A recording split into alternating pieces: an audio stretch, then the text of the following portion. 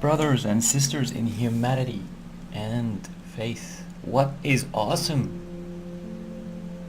My name is Muslim Relapsing Gamer, or MRG for short, and this is my first playthrough of the game Life is Strange.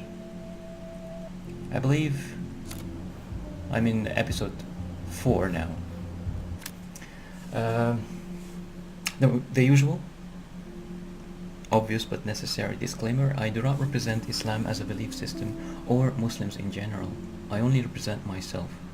And unless clearly and specifically stated, or I'm talking about facts, verifiable facts, scientific or historic, my opinions are my own. With that out of the way, a fair warning is that I don't just stream games silently or with, just the usual laugh or random comment. I sometimes talk a lot about certain things when and if something inspires me. It's not every every 5 minutes, every 15 minutes or whatever. There's no specific point where I start talking. It's when I see something that inspires me, I start talking about it, and I can talk for quite a bit. So if you don't like that, please feel free to move on to a streamer who's going to be more compatible. The things I talk about are varied. They range from religion through science, philosophy, culture, and then to a few obscure subjects like transhumanism and even a little bit of conspiracy theory. With that out of the way, let's start playing the game. So I believe the last thing that happened, what was it? That I believe that I'm here now with Chloe in the girls' dorms, and I'm supposed to go to Nathan's room to find some dirt on the psychotic dude. So yeah, let's see what's going to happen for us today. Max, what are you doing? Hurry up! Welcome to the boys' dorm. Oh, okay. My bad, of course. Should have been obvious, of course. I would not be checking Nathan's room in the girls' dorms. Obviously I would be in the boys' dorms. But yeah, see, sometimes I do have my own airheaded moments. Happens. Who needs a dorm map anyway? At least I can see that Nathan isn't in room 106 or 108.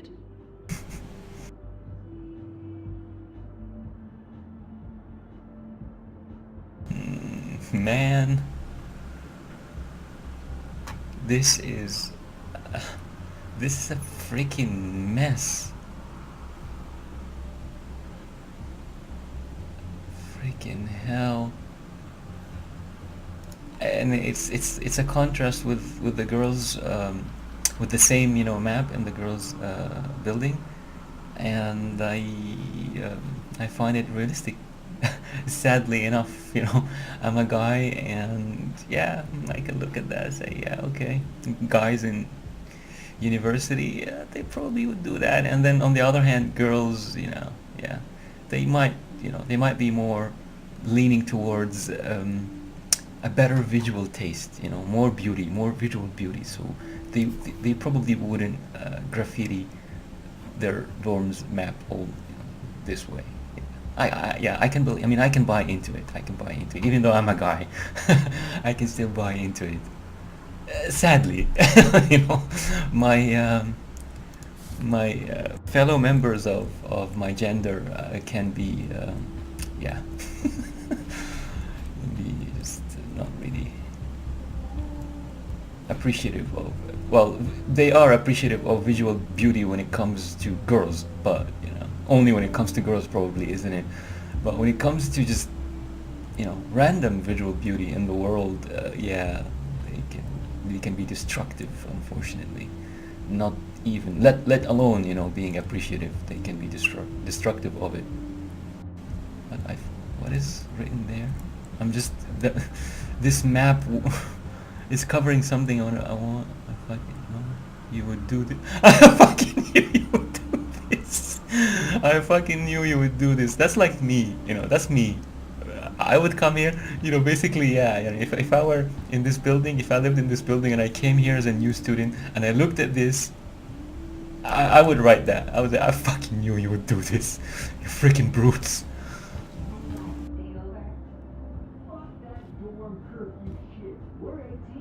Who would steal cat pics?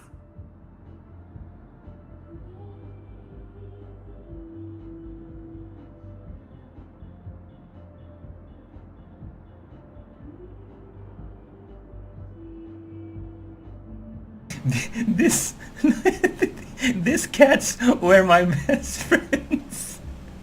What the hell, man? Well, I guess I sometimes forget this is a school, not university, but still, I mean, school. You know, school in the U.S. Oh, these. So it's written like it's handwritten the wrong way, but then when they transcribed or whatever, they put it correctly.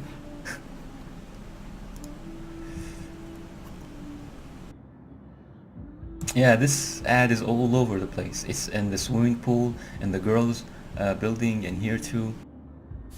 And after what happened to Kate, I feel so bad for her and her family. that's why you're so hot. Because you care. I'm here with you, right?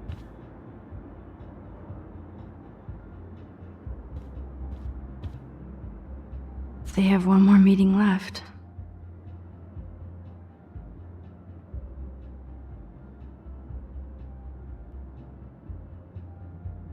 Oh, wow!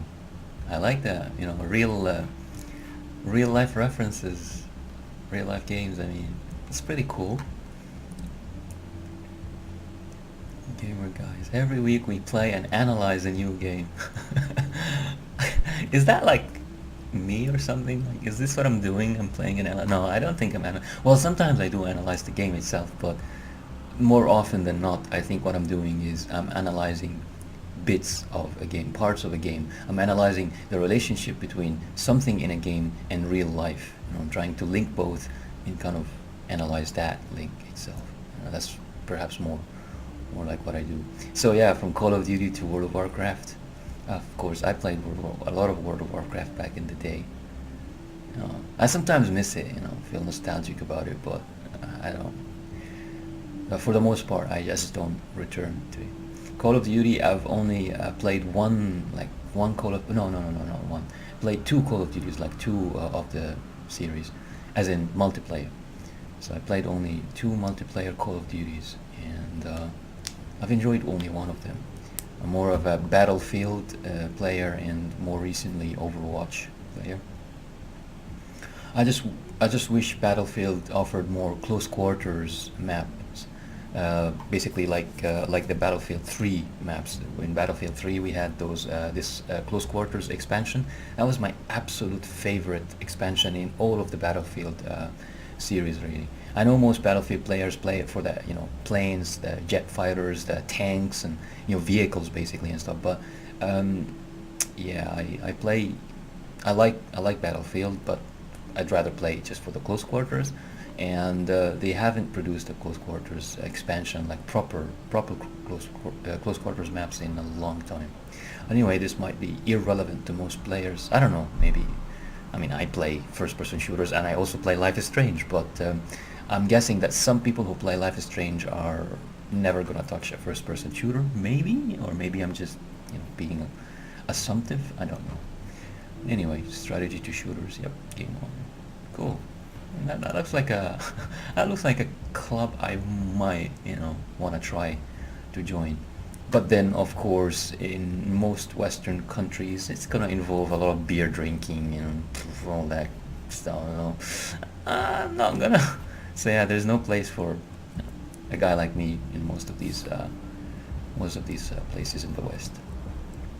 Max, Unfortunately. hurry up and find Nathan's room.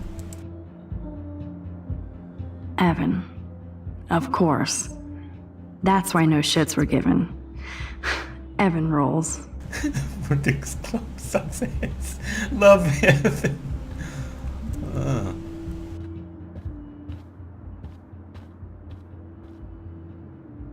Oh, why, hello, Trevor. And Dana. Hello, Trevor and Dana. Oh, toilet paper here too. Are toilet paper wars mandatory in the dorms?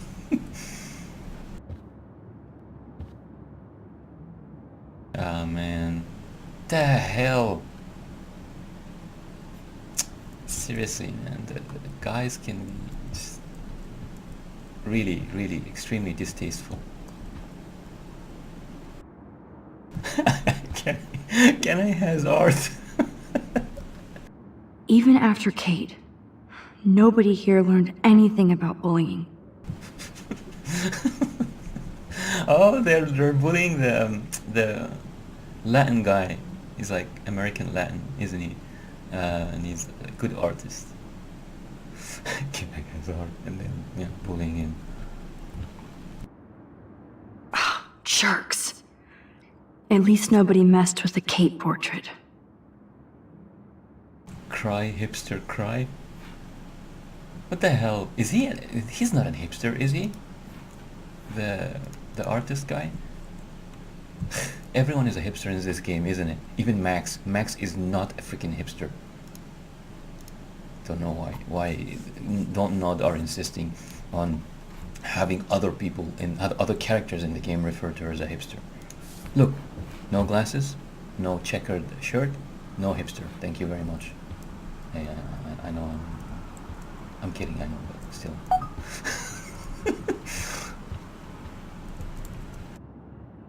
Zach or Logan?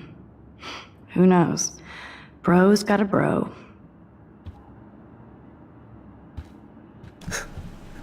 Bro's got a bro. Ugh, skunk weed and video games. Max, hurry up and find Nathan's room. No. Ugh, skunk weed and video games. I sense Hayden is near. Interesting. This just makes me think of Kate.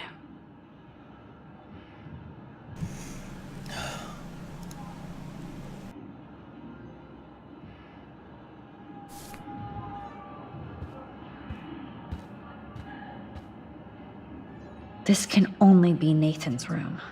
Amen to that. Freaking sociopath.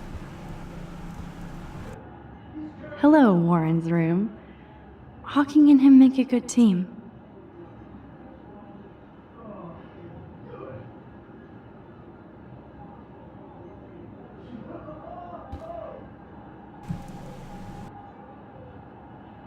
Overrated. For obvious reasons, of course. Pretty sure. Oh, you Bigfoots. I'm pretty sure, anyone would, watching this video would know why I don't really appreciate Stephen Hawking much. Looks like one of the jocks did care about Kate.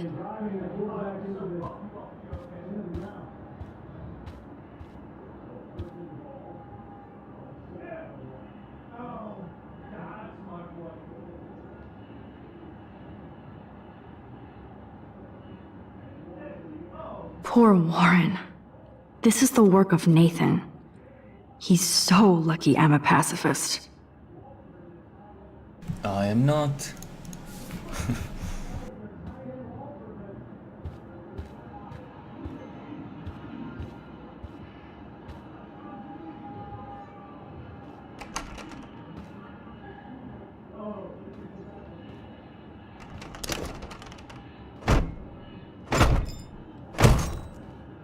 Whoa.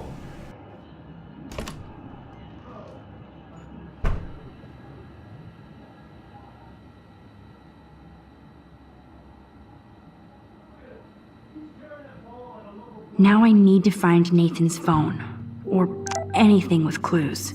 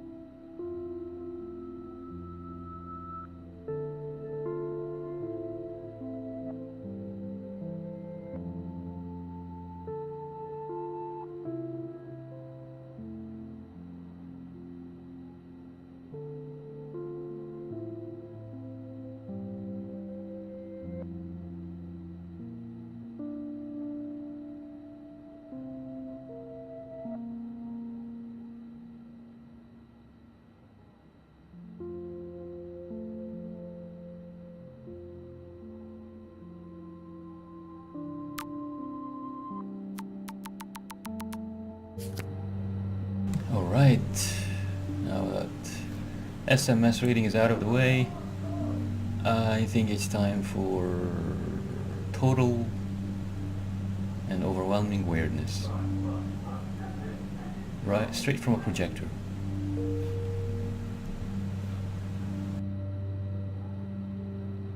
Okay.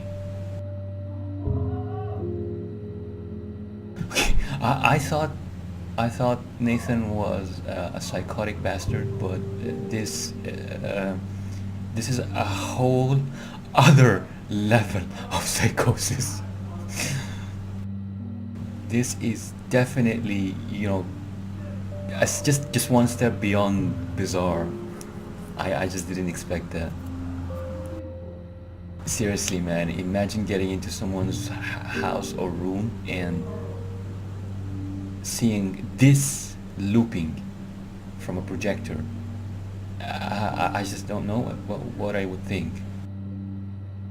But I would be sure that there is something beyond bizarre, you know, one step beyond bizarre going on with this person or that family or whatever. Oh my god, look at this.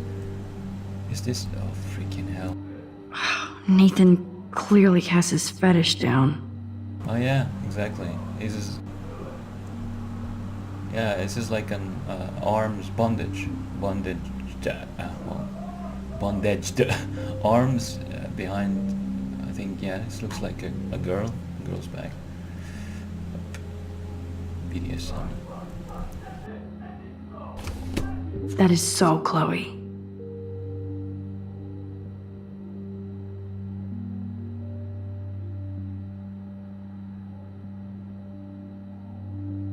Oh my god. Chloe.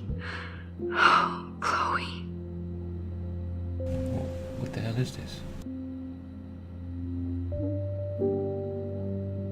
Ah, this is from the time I think she narrated, like Chloe narrated this to Max.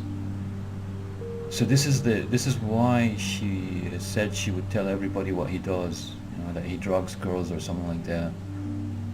So that's from the time he drugged her. Nathan drugged her, I mean.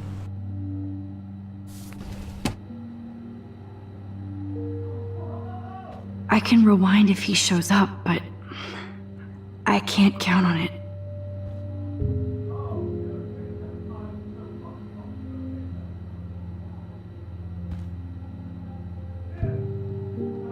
That must be the lamp Chloe broke when Nathan drugged her. That looks like a totally fun show. Even Nathan has a light side. light side with non-consensual BDSM, I'm not quite sure. Like, I don't see how that would work. I don't think one book can guide the Prescotts.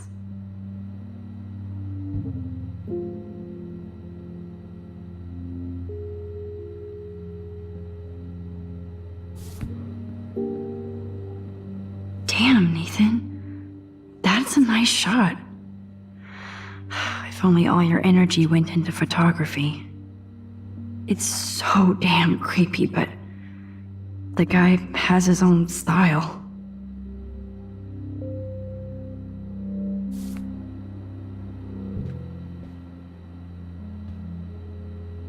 That's so cute and ironic. I can't believe Nathan still has it around.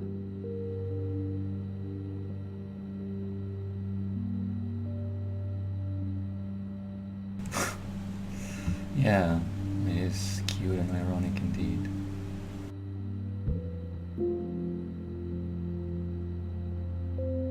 Diplo. It is cute. I thought Victoria had the photo bling, but once again, the Prescotts rule. That monochrome camera is brand new and cost about $6 grand. Bastard.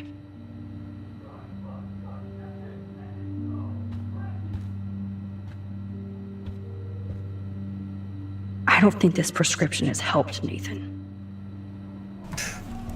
When do they ever? Yes, I would be cool with having this high-tech projector. Nothing about the weirdness? Seriously, Max? This? Looping?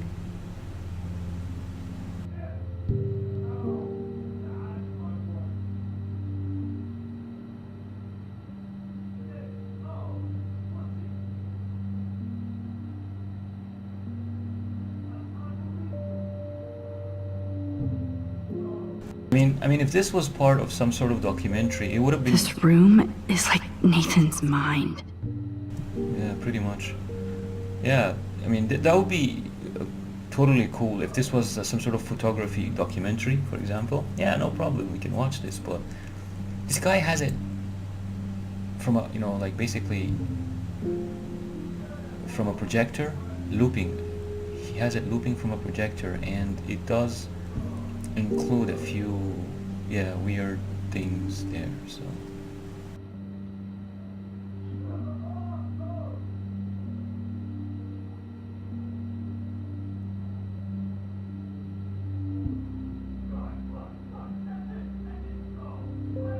Is this like a building on fire or something? I don't know.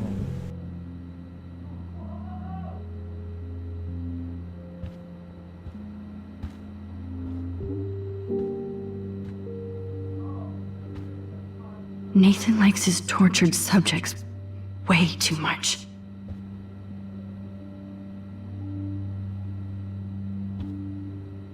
These films all have a dark pattern. Well, that's the thing. I mean, if you're like troubled and you keep consuming, of course we don't know the details, but Max says all these films have a dark pattern. Photography, like these pictures, according to her, tortured subjects. So again, some sort of darkness there. Look at this, is some weird stuff going on. Like, it can be photography, yes, but it does involve a certain vibe of pretty much psychosis. There is something weird about it. You look at this, you look at these black and white images, and you do feel like there is, see the pointiness here in this one, all these pointy trees or whatever. There's fire here. This room is like Nathan's mind. So there's always danger and destruction somehow. I don't know about this one. This one is maybe normal or semi-acceptable. But again, pointy stuff. So there's a sense of dread and danger here. Yeah, same thing. This is, I don't know, a tortured subject, at least according to Max's description of this, some sort of tortured subject. And here, dread and danger, destruction, fire apparently at the bottom of a building or something like that, unless I'm seeing this wrong. But yeah, all in all, you surround. Look at this. You surround yourself with all this. This a girl in bondage. Tumor. Look, dystrophy. Tumor dystrophy. So yeah, look at all these pictures. You surround yourself in all this darkness and destruction and disturbing stuff, and how would you expect to get better if you had a problem? You're taking pills for some sort of issue, so that means you're consenting.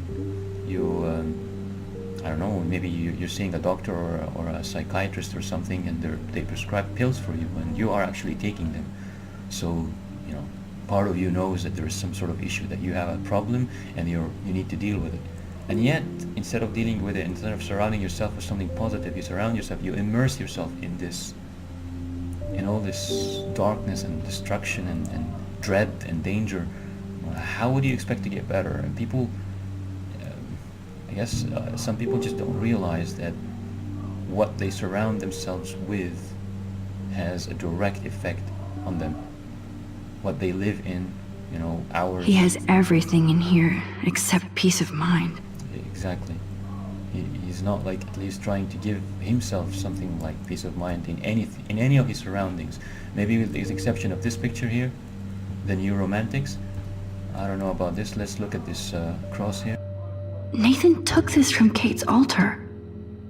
Why? What is with this dude? So yeah. So that's not his stuff. He actually stole it from a dead girl's altar and a girl that he, pretty much helped push to suicide. Oh man, that dickhead stole one of my selfies. And he just puts it on the wall like that. Yeah, definitely. This is a guy who pretends that he wants to get better by taking the pills prescribed for him. But on the other hand, he just indulges in all this darkness and dread and shit, and yeah, he's never gonna get better until he immerses himself in something positive. Maybe gets a plant like Max, takes a page from Max's book, gets himself a plant. He got into her room, he saw what was there. So yeah, get a plant, try to take care of something, a living being or something like that, and put some flowers, put some better pictures about optimism, positivity, or whatever. At least something that will passively help you become a more positive person. At least there is a chance. Of course, nothing is guaranteed, but if you create that passive environment, some sort of environment around you that passively influences you in a positive way, that might help. Even if there is no scientific proof for it, but there is a lot of empirical proof. He has everything in here except peace of mind. There's definitely a lot of empirical proof in the sense that from experiments over and over again, psychologists and psychiatrists have performed. There is documented empirical evidence in books out there that when a person surrounds themselves with some positivity, this environment does influence their psyche, influence their consciousness, because there is a subconscious effect on them, and then with time it's going to influence their own consciousness and their own mentality and direction in life and so on. So yeah, this is something I guess to consider. If you keep listening to whatever it is, I don't know, death metal, not because you appreciate the melody or the sound of it, but somehow you're attracted to death and destruction and anger and all that stuff. If you keep listening to this kind of music, surrounding yourself with this kind of art, then what do you expect is going to happen to you? Do you think you're going to become a happy person, a happy, positive person? Of course not. At least, even if you become, it's not going to be a direct result of what you're immersing yourself in. It would be you becoming positive in spite of the environment you put yourself in, not because of. And there is a huge difference. Becoming positive or becoming a certain kind of person in spite of the environment that you're in, or in spite of the influences that are on you, is a completely different thing from becoming someone because of the environment that you're in, because of the kind of people that you associate with, the kind of music you keep listening to, the kind of art that you expose yourself to, and so on and so forth. You can become someone because of all this, or you can become someone in spite of it. And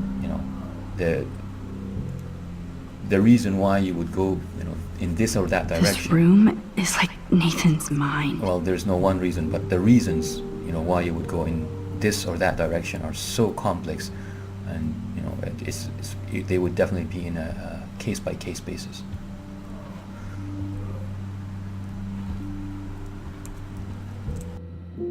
Holy shit. That's the gun Nathan used on Chloe. A gift from...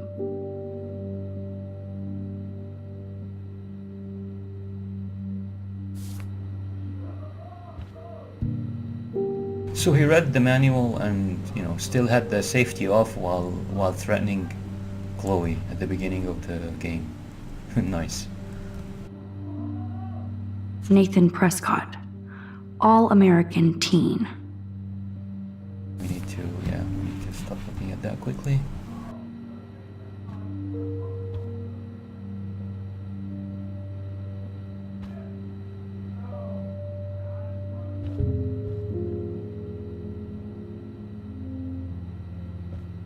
Let's see what Nathan hides in here. I'd cry too if I had him for a father and had to wear that suit. Is that a sailor? A sailor suit? Someone actually took a picture of this and it ended up in Nathan's. I don't know if the father gave it to Nathan, but to be honest, if I were a father and I had a son and someone took a picture of me and my son looks this way, there is no way I'm gonna keep the picture. I'm gonna delete that picture, or basically burn it quickly, burn the film and burn the print, and if it's digital, I will delete that crap right there and then. Who wants to keep a memory like this, man? A freaking, it looks almost psychotic, disturbing. A father smiling so smugly just right next to his son, and he doesn't have his arm around his son. He's not looking at his son, or at least checking if his son is happy or not, and he's just happy. He's so smugly happy for whoever is taking this shot to go ahead and take the shot with his son crying, and he's sitting this way. What kind of psychosis is this? It's unbelievable. And I don't know if this picture was given to Nathan, but I mean, my guess is that Nathan stole it. He found it somewhere and stole it.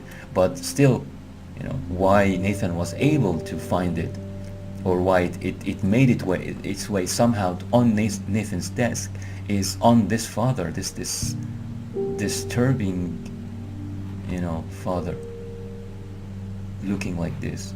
Freaking hell, man.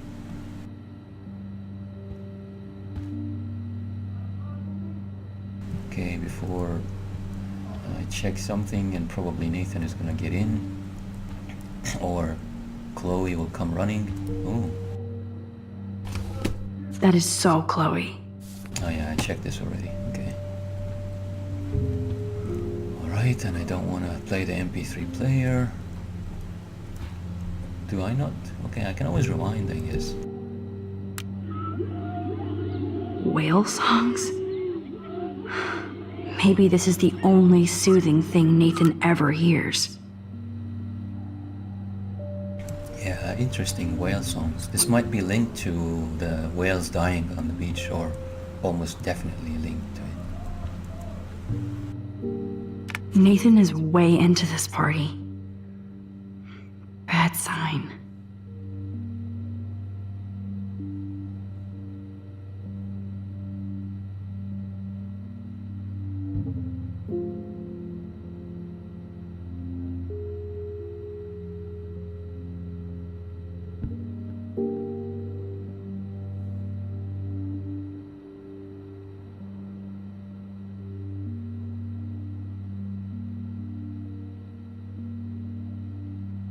Yeah, this is worrying. Now I remember why I hate you, and why Kate will get justice.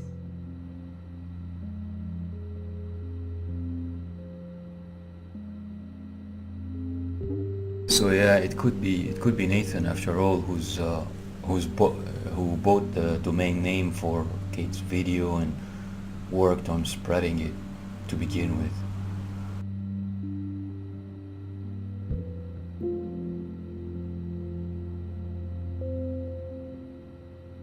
He's still watching it. The freaking after the girl died, he still has it open in one of his browser tab. Freaking sociopath, man. Oh man. Sean Prescott might be Nathan's real problem.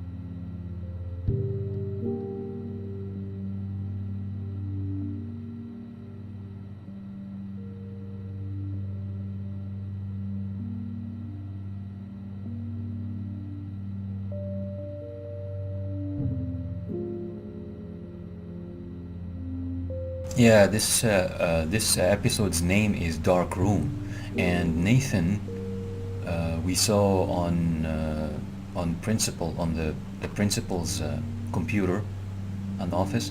When we broke into his office, we saw on his computer this doodle by Nathan, and he keeps writing Rachel in the dark room, Rachel in the dark room, over and over again, probably hundreds of times on one sheet of paper.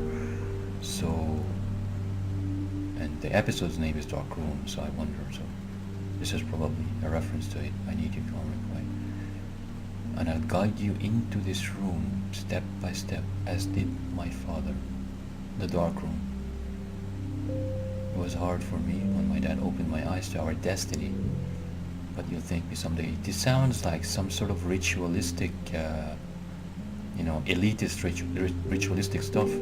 Almost like, the things that, the rumors that we hear sometimes on the web about Illuminati rituals and stuff like that. I don't really, to be honest, I don't disbelieve or believe. I'm kind of neutral. My stance on this is that it's very viable, or it's very feasible that there are some secret societies in the world today, and some of them are powerful, and some of them have certain objectives about influencing or manipulating our culture and our reality in the world and our everyday life, basically. This is completely feasible in my opinion. I'm not saying it exists out there. It's for sure out there, but it's possible. I don't see why not. People sometimes ask, if such, if such a group exists, or these societies are there, then where's the police? Where's the FBI, or what have you? And my answer to this is that maybe they do. If they are powerful enough, if they have enough money and power, if the members of such societies have enough power and money, then they could very well attract some, FBI high-ranking officers, for example, or people in the FBI, people in the police department in any city, or what have you. They could attract them, basically, or at least bribe them. If not attract them to become members, at the very least they could bribe them to just, be silent, or just like something like what was happening in the party, like Nathan asking his father to keep the police away from Blackwell so that they can party, freely and stuff. So yeah, these things are possible. It's very possible that they are there. Regarding rituals and what have you, I don't really know, but again, it's possible. As a Muslim, I do believe in magic, at least in black magic, not in good magic. We do not believe in something like good magic. There is no such thing as good magic. But black magic, yes, we do believe that it exists in the sense of certain rituals that can influence influence our souls. I mean, we have to believe in the soul too. So some sort of ritual that could influence our souls in a negative way, kind of, send out certain negative energy that would influence a person to go in a certain direction. Something, for example, like breaking a relationship between two people. This is one of the most common themes in black magic, as far as Muslims or Islam is concerned. And from my understanding, or if I am to try to come up with some sort of not scientific but pseudo-scientific explanation for this, I would say that the way it's done is that a ritual somehow, I don't know how exactly, but somehow sends out negative energy of a specific wavelength or type to the soul of a person, or to the souls of two people. And this negative energy influences them, and that wavelength influences them to move in a certain direction, or again to do something of a compatible wavelength. And that something is basically feeling repelled from the other person, wanting to break up or something like that. Of course, the result is not guaranteed, and again, that's one thing we understand of black magic, that black magic can happen, or someone can try to perform these rituals related to them, but the results are not guaranteed, and that's why it's almost impossible to empirically prove the existence of magic. And I'm saying empirically, not scientifically, but because it's pretty much impossible, I believe, to, at least with our level of technology, with the technology that we have today, the gadgets that we can acquire and use to measure, whatever energy is in the universe. Our level of technology, basically, I don't believe that it can measure or detect what I'm talking about, something related to the soul, something related to magic. So yeah, we cannot prove it scientifically, but there is the possibility, or there could have been the possibility to prove the existence of magic empirically, as in from experiments. So doing an experiment, so doing hundreds, for example, 100 experiments, and making sure that each of those experiments do not have factors that basically would push the result in a certain direction. So ensuring that the conditions of each experiment are suitable to give us some sort of valid or acceptable data. And then if each and every time we perform a certain experiment, or we get one of those people who claim that they do magic, and we get them to perform a certain ritual, and then out of the 100 times that we do this, exactly the same exact result happens 100 out of 100 times, then we can prove something like that empirically. But the reason we cannot prove it empirically, well, first of all, there are plenty of reasons, of course. It's not like people who perform magic are out there and really advertising it all the time. At least they don't advertise it to the general public. They advertise it to a specific type of people. And sometimes it's also done by charlatans, liars, people who don't perform any black magic, but they're just pretending that they do, so that they make money. They fool people who believe in this sort of thing and steal some money from them, or scam them, basically. But if there is a genuine person who does this sort of thing, as I said, the results are not guaranteed. It depends on the strength of the person. So, for example, if a person performs this ritual for black magic or whatever, and the objective or the aim of this ritual is to separate two people, a couple, a man and a woman. If the man and the woman, both of them, are spiritually strong enough, they're strong, they can resist this influence. As I said, it's not about brainwashing or taking control of someone's brain. It doesn't work like that. It's a matter of influencing our souls, influencing us spiritually with a specific type of energy that pushes us in a certain direction. If we are strong enough to resist this sort of influence, then nothing is going to happen. We're not going to be influenced with this negative influence. So because the results are not guaranteed, we cannot empirically prove it. But it's one of our beliefs. And again, I talked about this before, the difference between knowing and believing. You know a scientific fact, but you believe in something that cannot be proven scientifically, something that you basically know with your heart is out there, or you believe in its existence because it's rational. There is some sort of rationality behind it. In my case, I do not believe, just to clarify, I do not believe that magic is rational. I don't believe that. But what I do believe, I believe that God is rational. that the existence of God is rational. It makes sense with my mind, and the existence of God, according to monotheism, is also rational. It's like the most rational way of thinking about a creator for the universe. So. And that's why I follow the faith that I follow today. It's monotheism in its pure and simple form, basically, and it makes sense to my mind. And because it makes sense to my mind, I basically have to listen to this creator. So I believe in a creator in a specific way, and I believe that this creator sent messages to us. Some of those messages were changed by by the hands of humans who were trying to basically make a bit of money or corrupt people or something like that, or gain power by claiming to have some sort of scripture. But not all of them, not all of those messages were changed. Some of them were kept as they are. So I try to follow the message that was kept as it is, that was not changed by humans. And the message that was kept as it is talks about the existence of magic, that it's there. But as I said, that whatever people who perform the rituals related to black magic are intending to do, the results are not guaranteed, because it does, as I said, it does depend on our own spiritual strength, and it also depends on God's will. Does God want to allow something like this to happen or not? So now, to get back to this part that inspired me to talk about all this, this part here, I'll guide you into this room step by step as did my father. And there is plenty of references, or at least 2 references that I remember in this game to quote dark room, unquote. And then it was hard for me when my dad opened my eyes to our destiny, but you'll thank me someday.